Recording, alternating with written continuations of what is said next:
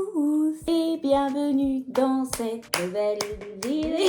Pardon, je suis un peu excited. Aujourd'hui, ça va être une vidéo très détente où je vais juste vous parler. Il va pas y avoir beaucoup de montage, ça va être une vidéo très chill, très dimanche parce qu'on est dimanche et il pleut. Juste pour mes vrais abonnés, pour mes vraies poupettes que j'aime et avec qui j'ai une relation certaine, pour vous dire qu'est-ce que je suis devenue, où est-ce que je suis allée, où est-ce que je suis partie, qu'est-ce qu'il va se passer avec cette chaîne YouTube. Je trouvais que c'était une bonne idée. Prenez votre petit thé, prenez votre petit café. Je vous dis bah c'est parti, ça va juste être du blabla comme j'aime.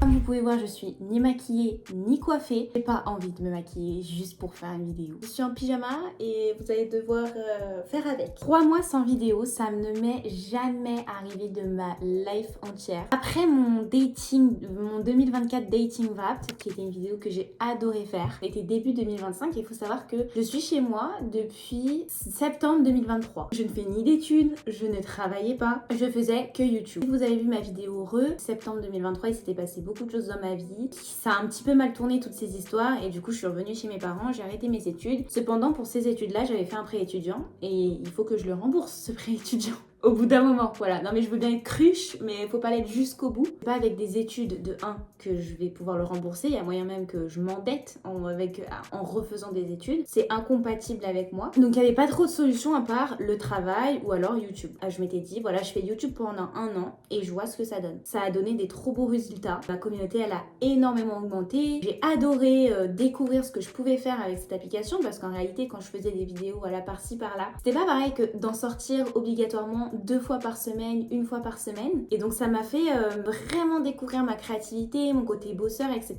Mais cependant, voilà, je suis pas devenue Squeezie en l'espace d'1 an. On va se le dire, je gagne pas ma vie avec YouTube du tout. Du coup, c'est pas ça qui va me rembourser mon crédit étudiant. Et donc du coup, en 2025, je me suis dit, écoute, voilà, j'en ai marre parce que dans ma vie, je stagne. Ça fait des années que je suis chez moi. J'ai fait le tour des activités. Coloriage, broderie, Sims, Valo. J'ai fait le tour des activités. Je commençais à m'ennuyer, j'en avais marre, je voulais avancer. Je voulais être fière de moi aussi parce que j'étais hyper dépendante de mes parents, j'avais pas d'argent, enfin c'est catastrophique. Je voulais aussi rencontrer du monde parce que pendant 2 ans j'ai été complètement seule quoi, on va le dire. Alors je le vis très bien parce que du coup j'ai aucun problème avec la solitude, je me connais très bien, ce qui fait que j'ai confiance en moi car je me connais, mes défauts, mes qualités, ce que je suis en capacité de faire, blablabla. Mais parfois pour évoluer, pour apprendre des facettes de toi, t'as besoin des autres aussi. T'as besoin que les autres te fassent ressortir des choses de toi que tu connais pas, etc. Et donc j'étais en manque d'évolution sur moi-même, j'étais en manque d'évolution tout court dans ma vie, il fallait bien que je rembourse ce putain de crédit étudiant, je le rappelle. Donc j'ai décidé de trouver un travail. Sauf que pour me rendre à ce travail et être indépendante, il fallait que j'ai un moyen de locomotion, aka la voiture. Donc j'ai passé le BSR,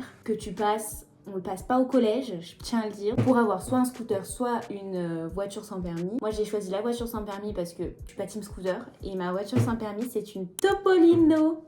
C'est la voiture la plus mignonne au monde. La voiture, elle est hilarante. Le skin de base de la voiture, c'est elle. Donc elle est hilarante, genre il y a tout qui va pas. Et en même temps, elle est trop mignonne. Et en même temps, elle est pas très chère. Cette voiture-là, c'est mon sang de la veine. Alors faut savoir que j'ai déposé mes CV juste après avoir eu mon BSR parce que le temps d'avoir ta voiture, t'as quand même un certain temps, quelques semaines. Où c'était le temps pour moi de trouver mon travail avant de pouvoir aller au taf toute seule. Et donc j'ai postulé. Alors comme vous savez, parce que j'ai fait une vidéo dessus, les métiers logistiques c'est mort pour moi. Donc j'ai absolument pas postulé dans des supermarchés. Je n'ai pas postulé dans la restauration. C'est pas pour moi. Ma soeur travaille en restauration, mon beau-frère travaille en restauration. C'est no way. Je connais la routine, je sais ce que c'est et pour moi c'est un no way complet. Ça ne me correspond pas du tout. C'est hyper physique et moi je peux supporter le hyper physique s'il y a quelque chose qui vient compenser à côté que j'aime faire. Ce qui n'est pas le cas en restauration. Donc en réalité, j'ai déposé mes CV que dans des boutiques de vente. Des boutiques de vente, mais surtout de vêtements, de meubles et de déco. C'est honteux, mais en vente, personne ne peut mentir sur ça. Il y a une partie, c'est le physique, ton style, comment tu t'habilles, est-ce que tu fais écho à la marque, etc.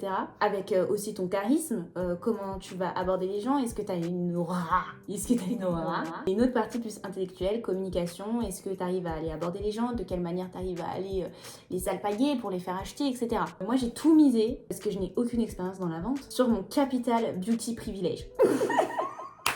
Je suis ressortie de cet après-midi-là avec 3 entretiens. Je suis allée qu'à 2 entretiens. Il y a un moment, un jour dans la semaine, où je me fais réveiller par mon téléphone qui sonne et c'est le magasin de vêtements dans lequel je travaille qui m'appelle pour me demander un entretien. C'est une grande enseigne, donc c'était un peu impressionnant pour moi parce que c'est pas tout d'être accepté de travailler dans une grande enseigne comme ça. On a l'impression que genre tu peux y travailler facilement alors que c'est pas forcément le cas. Et du coup j'y vais et l'entretien, contrairement à tous ceux que j'ai fait dans ma vie, j'en ai pas fait beaucoup mais à chaque fois c'était pareil, l'entretien durait 10 minutes. Cet entretien là il a duré 1 heure, plus 15 minutes parce qu'il y avait une mise en situation en fait. La responsable m'a donné 10 minutes pour faire une tenue avec un thème. Voilà, je devais me débrouiller avec la nouvelle collection, etc. Et du coup c'était assez impressionnant. Au début dans l'entretien j'étais dedans mais je sais pas, ça avait l'air hyper sérieux, fallait être absolument dedans dans le taf, etc.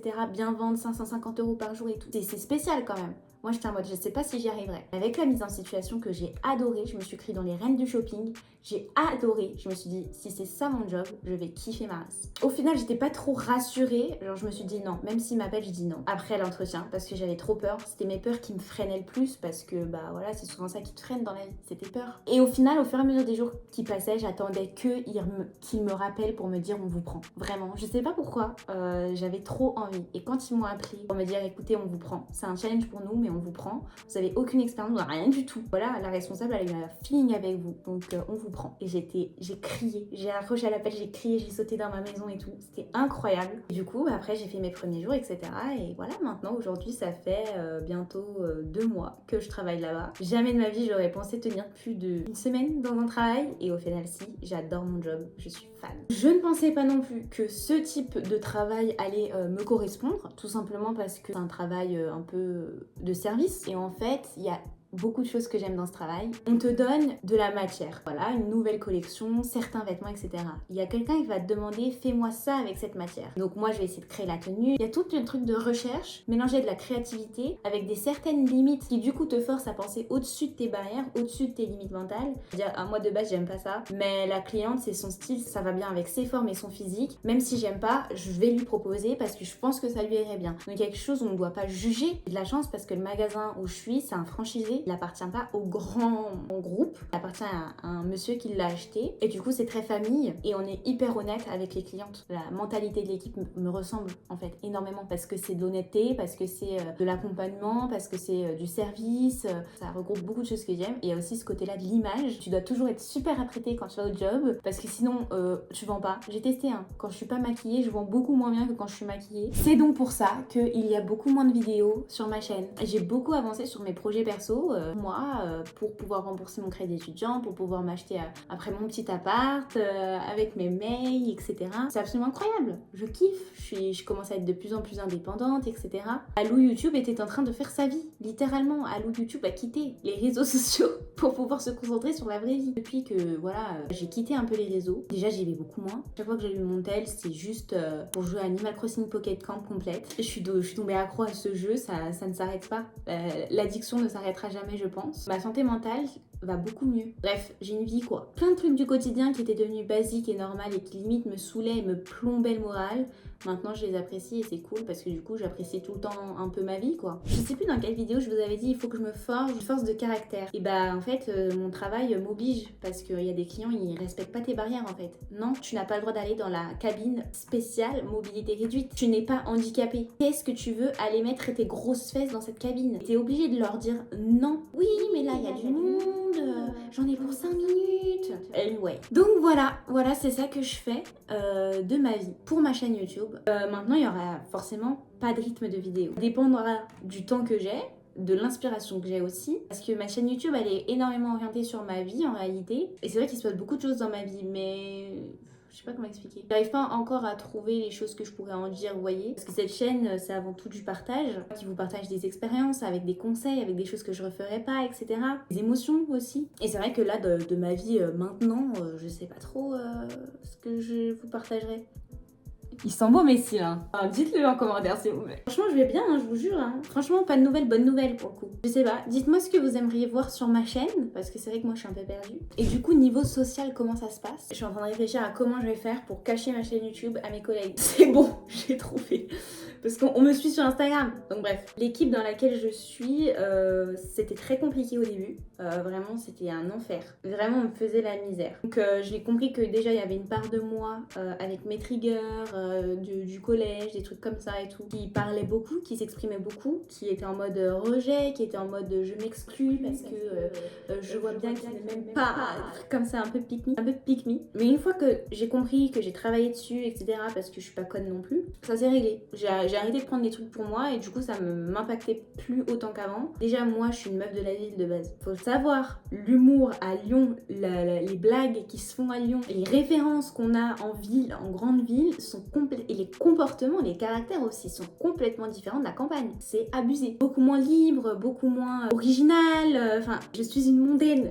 C'est ce que je disais à ma sœur, je suis une mondaine de base. Ramenez-moi dans mon habitat naturel. Donc dans tous les cas, moi mon but c'est de revenir à Lyon parce que j'adore la campagne, hein, c'est reposant et tout. Hein. Mais je ne vais pas faire ma vie ici, je n'ai pas envie. Je suis une mondaine, mon habitat naturel est la ville. Donc déjà ça a été un choc. C'était limite un choc culturel parce que c'est autre chose. Je me sens un peu ovni déjà de base. Donc déjà on n'a pas un terrain d'entente quoi. C'est une équipe qui a été faite depuis quand même 7-8 mois. Moi j'arrive, je suis toute nouvelle. C'est comme si vous arrivez dans une nouvelle famille quoi. Vous voyez ce que je veux dire? Tu perturbes un peu l'écosystème déjà mis en place. Du coup c'est assez spécial. J'aime beaucoup différencier travail perso. Quand je suis en mode travail, en fait on pense me connaître mais on ne me connaît pas. Je suis pas du tout pareil dans la vraie vie. Mais c'est ça que j'aime aussi, c'est que quand je travaille, c'est pas Lou. C'est Lou la vendeuse, c'est pas Lou. Vous voyez ce que je veux dire? Et vu que ma dernière vidéo était une vidéo love, qu'en est-il de ma vie sentimentale? Franchement, j'aimerais être aromantique, c'est tout ce que j'ai à dire. Au taf, faut savoir que je vois énormément de couples. Parce que les nanas, elles viennent faire du shopping avec leurs mecs. Et c'est tous les jours pareil. Mes collègues, qui sont toutes des femmes, sont toutes en couple. Elles parlent toute la journée de leur mec. Comment vous dire que je suis arrivée à un stade limite dépressif face à ma vie amoureuse, jusqu'à me raisonner en voyant les couples qui se battent en cabine. Par exemple, il y avait une meuf qui était avec son mec, elle essaye une coupe de jean qui change de d'habitude mais qui lui va beaucoup mieux que ce qu'elle met d'habitude. C'est mon métier de savoir ça, d'accord? Je lui dis donc, ça vous va hyper bien, ça vous change certes, donc vous allez trouver ça un peu bizarre, un peu voilà, mais ça vous va hyper bien. En tout cas, moi je valide. Vous faites ce que vous voulez, le but c'est que vous vous sentiez à l'aise. C'est ça que je dis moi, ok? Son ploucos de mec, son ploucos d'homme, assis comme un gros clochard avec son jogging et ses baskets Adidas, viens lui dire, non ça ne va pas, j'aime pas. Tu es habillée comme un plouc. Tu es habillée comme une grosse merde, tu n'es même pas coiffée et tu viens dire à ta nana que ça ne lui va pas, que c'est moche, que t'aimes pas. Et du coup, elle va pas le prendre juste parce que t'as pas de goût, que ça ne correspond pas à l'image que tu veux te faire d'elle. C'est une dinguerie. Et du coup, je suis un peu en micmac avec ma vie sentimentale où je suis en mode ouais, c'est vrai, là ça commence à faire long.